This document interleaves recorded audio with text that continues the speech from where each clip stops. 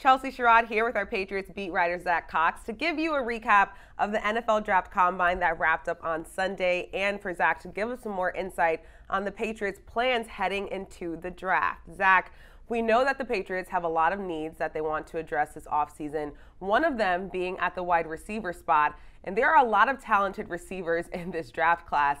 Who did the Patriots meet with that you think will be the best fit for their system? Well, they met with just about everyone, from the reporters talking with receivers that first day of the combine. Nearly every notable top-level receiver said that they had met with the Patriots during their time in Indianapolis. So Patriots certainly casting a wide net at that position. And there are plenty of quality options in this draft. This is a very talented receiver draft, a very fast receiver draft as well.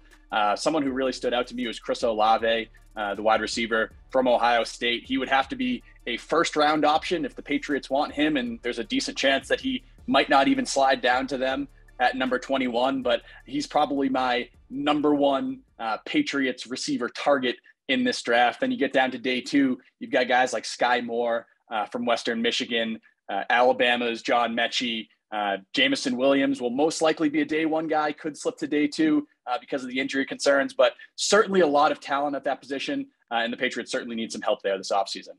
Absolutely. Definitely some elite options at receiver to possibly pair with Mac Jones as he preps for his sophomore season. All right, Zach, let's talk defense. At linebacker, the Pats could face some turnover in that group with guys like Dante Hightower, Jamie Collins, Juwan Bentley sent to hit free agency. What linebackers did the Patriots meet with that they could pick up as a mid-round option if they choose to go that route?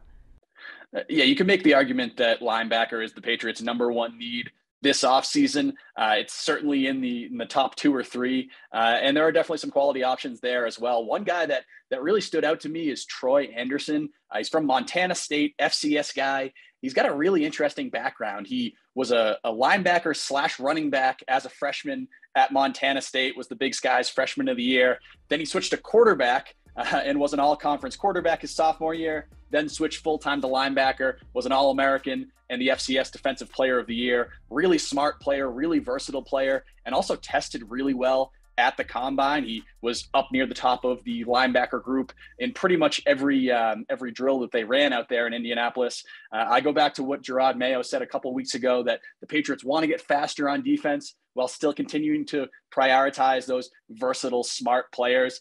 Anderson checks a lot of those boxes. I have him going to the Patriots in the third round of my mock draft that came out this week.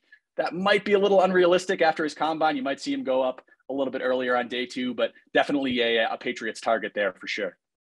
Okay, sticking with the defense, the Patriots are not using their franchise tag on J.C. Jackson. So if they do lose him in free agency, that could be a huge hole that they'll need to fill in that group, especially since the Pats will reportedly not pursue big free agents this offseason. Zach, who did the Pats meet with that could potentially help fill that hole if need be?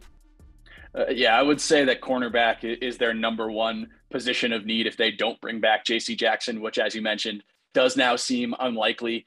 This would have been a major need even if Jackson did come back, because they really just didn't have the depth there that they needed this season. I would not be at all surprised if this is where they go in the first round. There are some pretty intriguing first round potential prospects there. You're looking at Washington's Trent McDuffie, his teammate Kyler Gordon, Andrew Booth from Clemson.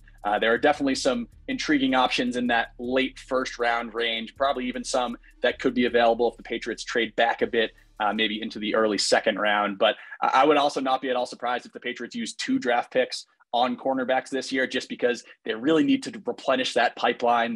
They were set from a starter perspective last year with Jackson and Jalen Mills and Jonathan Jones before he got hurt, but really not a lot of depth there and not a lot of kind of rising, ascending starters in that pipeline. So really need to replenish that, and I think it would be a good idea to do that through the draft.